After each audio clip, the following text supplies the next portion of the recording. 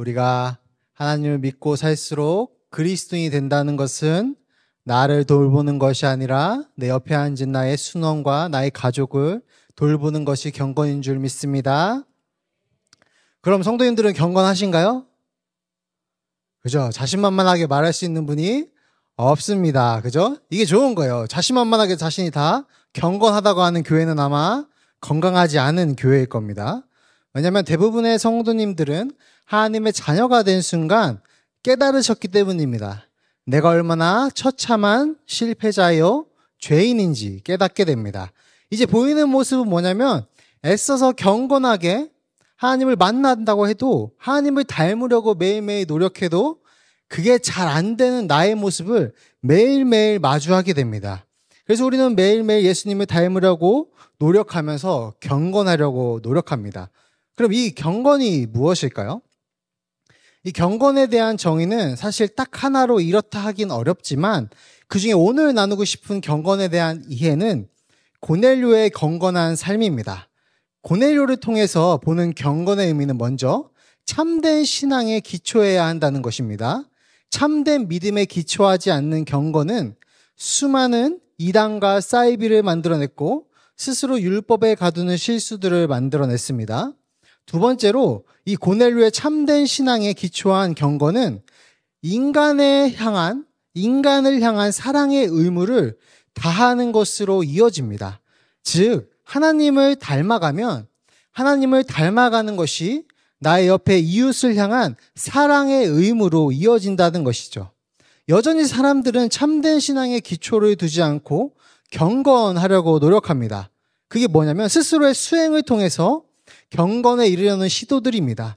이것은 사이비나 다른 종교들에서 나타나는 현상인데 이것이 우리 기독교에도 합쳐지기 시작했습니다. 뭔가요? 금식 기도를 몇 일 동안 하면 참된 신앙이 된다더니 아니면 기도원에 가서 몇 일 동안 기도해야만 혹은 얼마나 기도해야만 어떤 일을 해야만 하나님과 가까워질 수 있다. 이런 게 경건한 삶이다. 이러한 시도들은 이 무속신앙이 성경책으로 바뀐 것에 지나지 않은 하급한, 저급한 신앙입니다. 좀 더 쉽게 말해보면 요즘 스스로를 수행을 통해서 경건에 이르려는 행위들이 요즘에는 어떻게 나타나고 있을까요? 요즘 세대에. 예전에는 기도원 가고 금식하고 이런 것을 많이 해야만 경건하다 생각했습니다. 지금은 어떨까요? 지금은 성취감이라는 것으로 보여지고 있습니다. 성취감. 이 기안84라는 연예인 아시나요? 기안84가 유행시킨 것이 있습니다. 저희 교회에도 있는데요. 바로 러닝크루입니다. 러닝크루. 러닝크루가 뭔가요?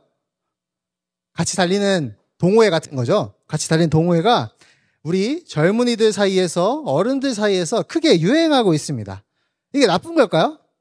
아주 좋습니다. 아주 건강한 취미고 서로 운동을 통해서 만족감을 얻고 건강함도 얻고 아주 좋은 취미죠.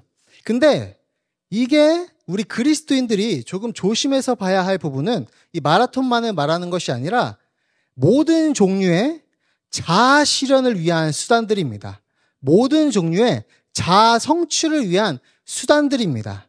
만약 그것이 하나님이 아닌 다른 취미나 다른 공부를 통해서 자아 실현과 성취를 하려고 한다면 그리스도인의 진짜 누려야 할 그러한 것들이 아니라 세상의 가치라는 것이죠.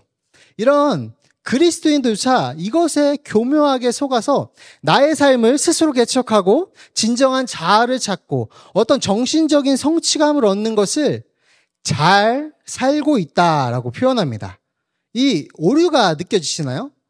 이 우리가 믿는 성경과 이 자아 성취감에는 살짝 괴리감이 있습니다.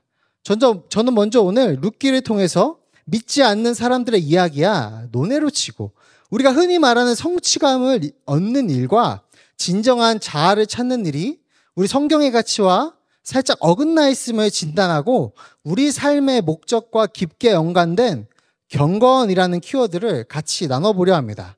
오늘 우리가 나눌 룻기는 보아스와 룻의 타작마당에서의 대화가 끝난 후에 일어난 두 가지 일을 보여주고 있습니다. 첫 번째는 보아스가 룻에게 보인 말과 행동이고요. 두 번째는 룻이 돌아와서 시어머니에게 말하고 그에 대해서 나오미가 권면하는 장면으로 이루어져 있습니다. 오늘 우리가 읽은 성경의 시작은 서로 알아보기 어려울 때에 룻과 보아스가 일어납니다. 그리고 룻이 새벽까지 그의 발치에 누웠다고 계속 강조하고 있습니다. 이거는 어떠한 성적 접촉도 없애기 위해서 없었다고 오해를 없애기 위한 의도적인 강조입니다. 그리고 이 밤중에 룻이 여기 있었다는 것이 알려지면 안 됐으므로, 여러 가지 이유로 알려지면 안 됐으므로 사람들이 알아보기 어려울 때에 일어나는 겁니다. 그리고 보아스는 특이한 행동을 하나 하는데요. 바로 보리를 6번 룻에게 지어준 것이죠.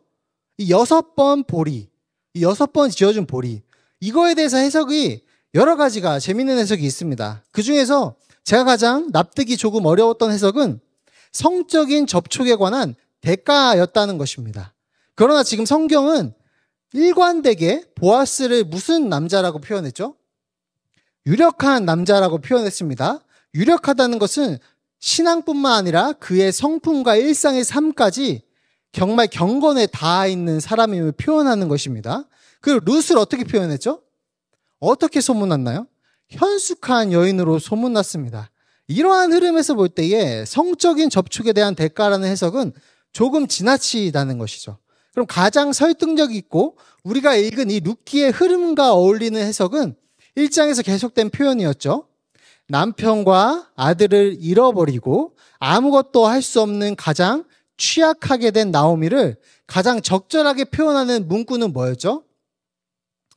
텅 빈 나오미였습니다. 텅 빈 나오미, 비어버린 나오미입니다. 즉 지금 보아스가 보리를 지어준 행동은 텅 빈 나오미에 대한 보답입니다. 보답. 텅 빈 나오미를 채우는 보아스의 인애를 보여주는 것입니다. 그 인애는 하나님을 향한 경건으로부터 흘러왔다는 것을 지금 나누고자 하는 겁니다. 이것에 대한 근거는 17절에서 룻이 보아스를 떠나 나오미에 가서 말하는 장면에서 나옵니다. 우리 17절을 함께 읽어보겠습니다. 시작.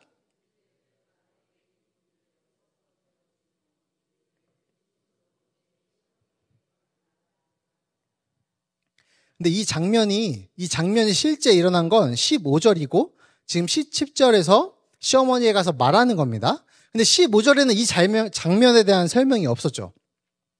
시어머니를 근데 없었는데 언급하는 거죠. 왜 다를까요?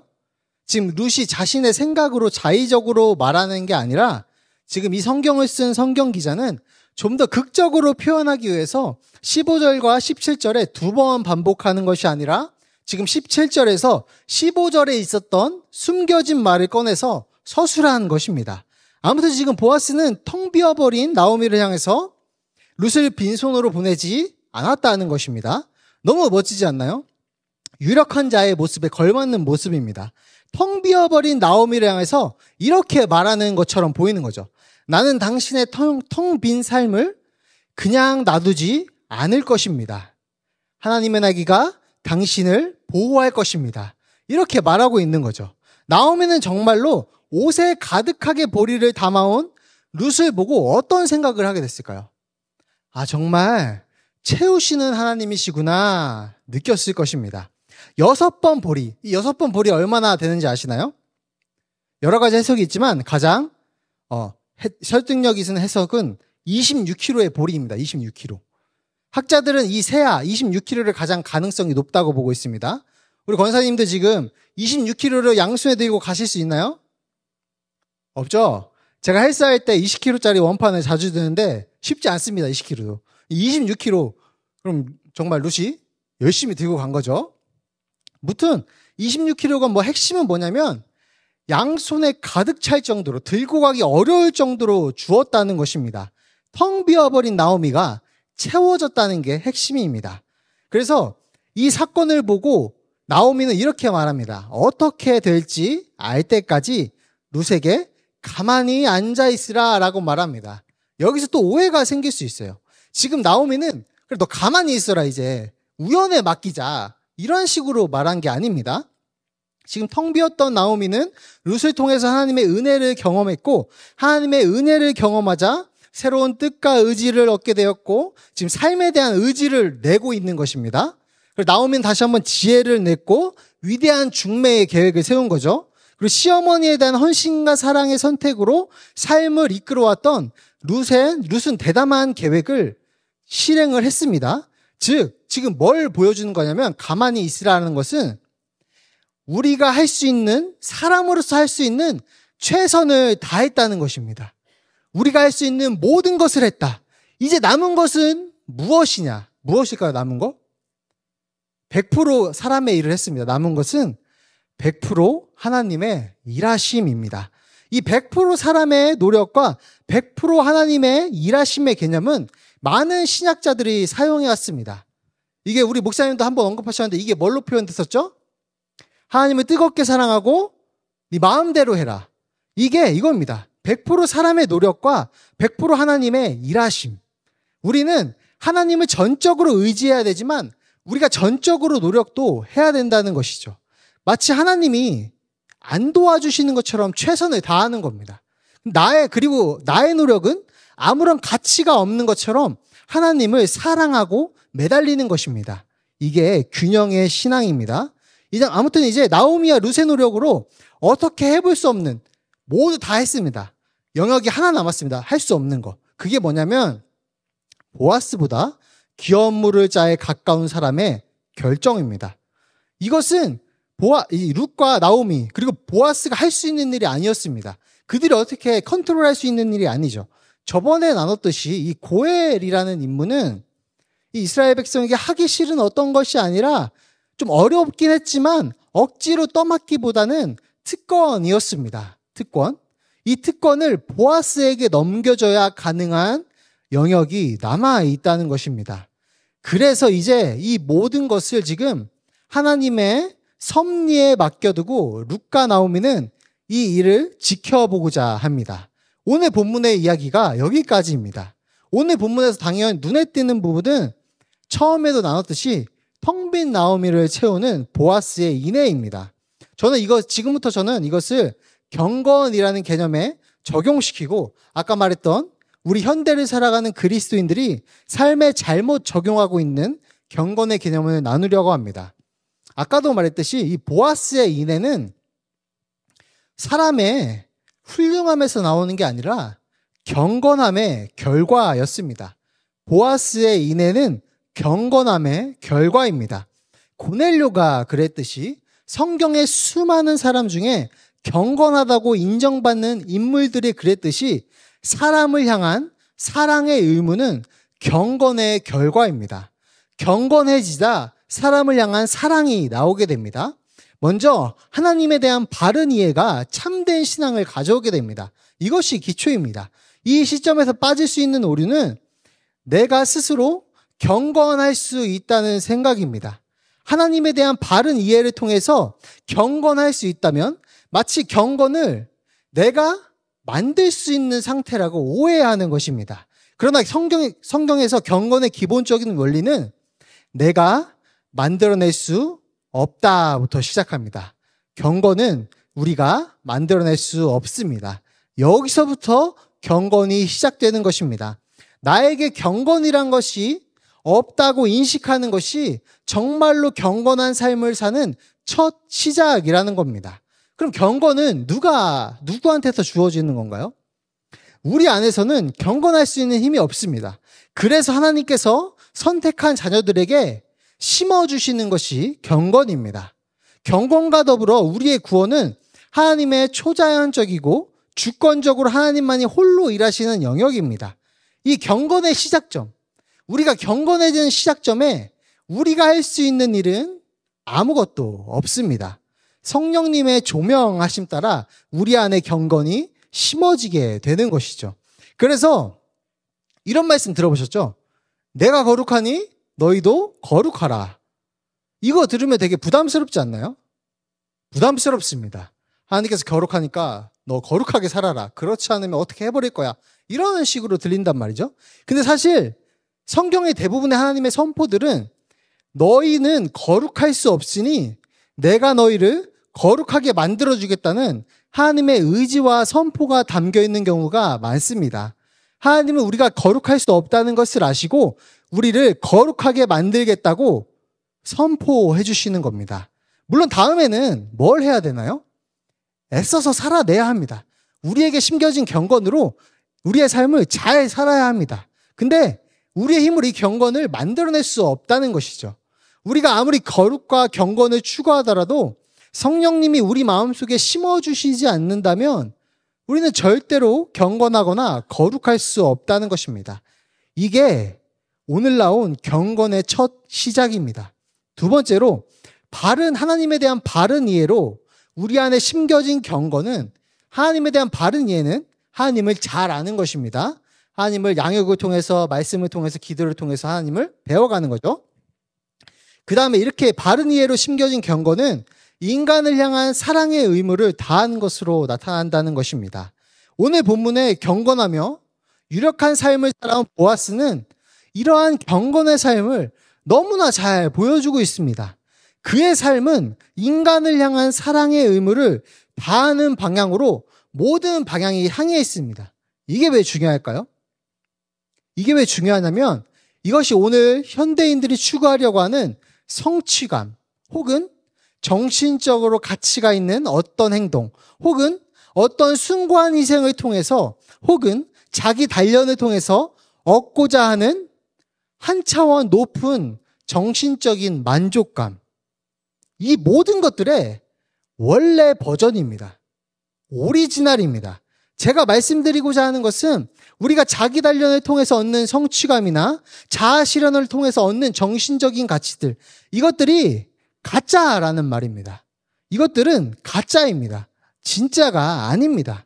인간이 얻을 수 있는 최고의 성취감과 진짜의 성취감을 하나님을 향한 경건의 삶에서 나오며 그 경건한 삶으로부터 흘러나오는 내 이웃을 향한 사랑의 의무에서 나옵니다. 이것을 흉내낸 게 선한 영향력입니다. 세상 사람들의 선한 영향력입니다. 그냥 좋은 일을 해야 그들이 정신적인 만족감을 얻는다고 이것을 흉내내는 것이죠. 이 세상적인 성취감과는 차원이 다른 성취감이 찾아오게 됩니다.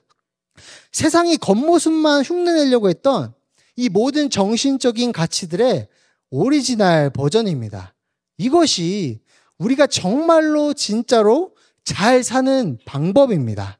그렇게 경건한 삶을 우리가 살아간다는 것은 단순한 의미를 넘어서 우리의 삶 전체를 의미 있게 만들며 살아갈 만하게 만들어주며 쉽게 말해서 삶의 원동력이 되어준다는 것입니다. 하나님을 향한 경건의 삶은 하나님을 바르게 이해하게 만듭니다. 하나님을 향한 경건의 삶은 하나님을 바르게 이해하게 만들고 하나님을 바르게 이해하면 우리는 결국 인간을 향한 사랑의 의무, 이게 뭐였죠 여기서? 고엘의 의무를 기꺼이 기쁨으로 행하게 하는 행동이 나타나게 된다는 것입니다. 이 신앙 서적이 있는데요. 어떤 책인지는 모르겠습니다. 혹시 책 많이 읽으신 우리 성도님들 중에 아시는 분 있으면 알려주시기 바랍니다. 제가 이런 문구를 읽은 적이 있습니다. 사랑할 의무에서 자유로울 수 있는 사람은 없다입니다. 사랑할 의무에서 자유로울 수 있는 사람은 없다입니다. 우리는 그리스도인입니다. 그 말은 뭐냐면 사랑할 의무에서 자유할 수 있는 사람은 없다는 것입니다. 왜냐하면 우리를 지으시고 자녀 삼으신 분이 온통 사랑이시기 때문입니다. 이 말씀을 믿으십니까? 하나님은 사랑 그 자체이시기 때문입니다. 죄를 너무나도 싫어하시고 너무나도 거룩하시기 때문에 죄인은 그 앞에서 존재조차 설 수 없고 소멸되어 버리지만 그만큼 거룩하신 분이지만 우리를 사랑한다는 이유 하나로 말도 안 되는 언약을 맺으시고 그 언약 때문에 거룩한 하나님 앞에서 소멸되어 마땅한 우리가 거룩한 하나님 앞에 서게 되었습니다. 그 하나님은 온통 사랑이시기 때문에 그 언약에 의해서 우리를 전혀 범죄하지 않은 것처럼 대하기로 결정하셨습니다. 그렇기 때문에 그분의 자녀가 된 순간 우리도 온통 사랑으로 가득 차야 하는 것은 마땅한 의무가 되는 것입니다. 근데 이 경건한 삶, 우리가 이 진짜 경건한 삶을 오늘 우리가 나눴는데 이렇게 살아가기 어렵습니다. 왜 이렇게 어려운 걸까요? 마지막으로 이것을 나누고자 합니다. 그 이유는 다시 돌아갑니다. 하나님에 대한 잘못된 이해 때문에 우리는 이것을 살아내기 어려울 때가 많다는 것입니다. 제가 또 말씀드리는데요. 균형을 잡아야 합니다. 우리는 균형의 신앙입니다. 하나님을 너무 낮은 위치로, 너무 친근한 위치로 끌어들이는 시도도 경계해야 하지만, 이것과 관련된 것을 말하자면 저희 교수님들 중에 굉장히 하나님을 높은 위치에 두고 경건하게 여기고 싶어하는 교수님이 있었습니다. 그런 성향이. 그 교수님이 제일 싫어하는 찬양이 무엇인지 아나요? 나는 주의 친구입니다. 나는 주의 친구. 어떻게 주님이 친구가 되냐는 거죠. 그러나 분명한 것은 주님은 우리의 친구도 되어주십니다. 그러나 하나님을 너무 비인격적이고 딱딱하며 우리와 상관없는 위치로 두려는 시도들도 많습니다. 너무 멀리 있는 하나님으로 생각하는 거죠. 하나님을 엄격하기만 하고 준엄하긴 한 부분으로 여기서서 외적으로 높은 도덕 수준, 내가 이렇게 살아야 하나님이 나를 봐주시겠지, 이렇게 추구하게 되면 바리새인이 되는 것입니다. 우리 한국이 성교 아래 알게 된 하나님은 사실 엄격하고 준엄하였습니다. 칼같이 복과 저주를 주시는 분이고 핑계를 용서하지 않는 하나님에 대한 이해가 널리 퍼졌습니다. 그것에 대한 저의 이야기를 하자면, 제가 여기 어렸을 때 미립종이 많았습니다. 하얀색 그거 있죠? 제 아기도 있었는데 제가 이것을 아직도 기억에 납니다. 그때 왜 이렇게 마음에 두려움과 그런 것이 있었냐면, 이것을 난 것을 보시고 저희 목사님이 하나님 말을 안 들어서 그렇다고 하는 겁니다. 하나님 말을 안 들어서. 무언가 그 어린 나이에 초등학생이 뭔가 잘못한 게 있다는 것이죠. 그래서 저는 이것을 그 집에 목사님이 찾아오실 때 이게 있을 때는 너무 스트레스를 받았습니다. 그 어린 마음에. 너무 무섭고 두렵고. 그런 것들, 하나님에 대한 잘못된 이해에서 나오는 것들은 외적인 경건을 추구하게 만듭니다. 외적인 것에 높은 수준을 요구하게 만듭니다. 목소리도 근엄해야 합니다. 예배가 주는 기쁨이 사라지고 엄숙한 오르간 소리만이 남게 되는 것이죠. 그러나 어느 정도 경건의 그릇은 필요합니다. 외적인 것은 필요하지만 지나치지 말아야 한다는 것이죠. 실제 가정에서 아내나 남편 혹은 자녀에게 따뜻한 말 한마디도 해본 적 없는 사람이지만 교회에 와서는 너무나 밝은 미소로 사람을 대할 때가 있습니다. 왜냐하면 교회에서 경건해야 하기 때문이죠. 이런 잘못된 이해에서 나온 경건의 모습들이 점점 늘어날수록 우리는 진정한 그리스도의 삶을 잃어버리게 됩니다. 우리 부모님들의 신앙생활에 대한 이해는 대부분 고난과 순종입니다. 고난과 순종. 하나님을 믿으니 이런 고난이 따르고 그 고난에 순종하는 것이 경건이며 믿음이라는 것이죠. 물론 이러한 것을 우리가 부응하고 많은 축복도 받았습니다. 그러나 문제는 균형을 지키지 못하고 지나치게 된 것입니다. 지나치게.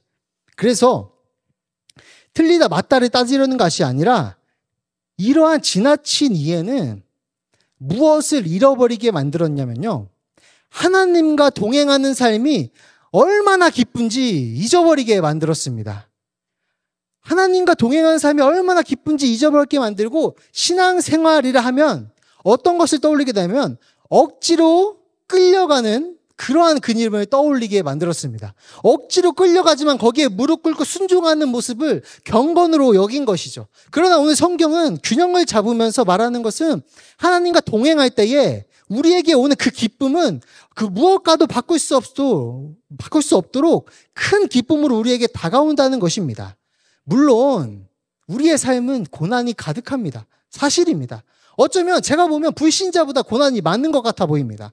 그러나 그것을 뛰어넘는 핵심은 무엇이냐면, 하나님과 동행하는 삶은 그 고난을 뛰어넘을 기쁨을 가져다 준다는 것입니다. 이것을 정말로 신뢰하십니까? 하나님이 우리와 언약을 맺으신 것을 다르게 표현하면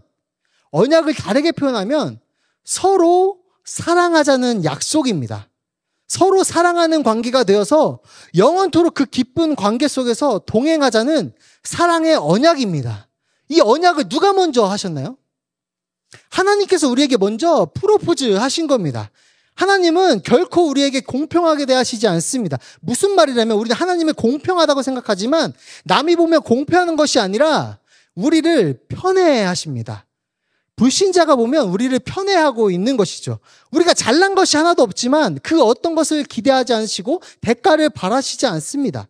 우리에게 어떤 것도 기대를 하지 않으시고 그저 자신을 내어주셨습니다. 그것에 근거해서 우리를 사랑하십니다. 우리를 얼마나 편애하시냐면 우리가 죄 지은 것도 모른 채 하시겠다고 결정하시겠습니다. 그러나 죄에 비하면 보잘것없는 경건한 삶을 살기로 노력할 때 우리가 노력해도 안 되지만 그 노력을 포기하지 않을 때 그 노력이 정말 인간이 보기엔 하찮지만 하나님은 그 먼지만도 못한 노력을 너무나 기뻐하시면서 영원히 기억하십니다. 하나님은 우리의 보잘것없는 노력을 영원히 기억하십니다. 정말 반대로 우리의 죄는 못 본 것으로 해주시는 것이죠. 하나님은 이렇게 온통 사랑이십니다. 그래서 우리도 온통 사랑으로 가득 차야 합니다. 당장은 보아스처럼 남의 텅 빈 인생을, 내 이웃의 텅 빈 인생을 채울 능력이 없을 수 있습니다. 그러한 마음도 없을 수 있죠. 그러나 조금씩 바뀌어 가는 것입니다. 온통 사랑이신 하나님은 우리의 그 작은 노력들, 오늘 우리가 실패하더라도 다시 한번 일어나는 그 노력들을 너무나 기뻐하시며 기억하실 것이고 우리를 계속해서 경건한 삶을 살도록 이끌 것입니다. 이것이 하나님께서 우리에게 주신 경건한 삶입니다. 그래서 하나님과 함께 경건한 삶을 정말로 살도록 하루하루 실패에도 불구하고 좌절에도 불구하고 다시 일어나서 애쓰시는 우리 성도님들 되시기를 주의 이름으로 축복합니다.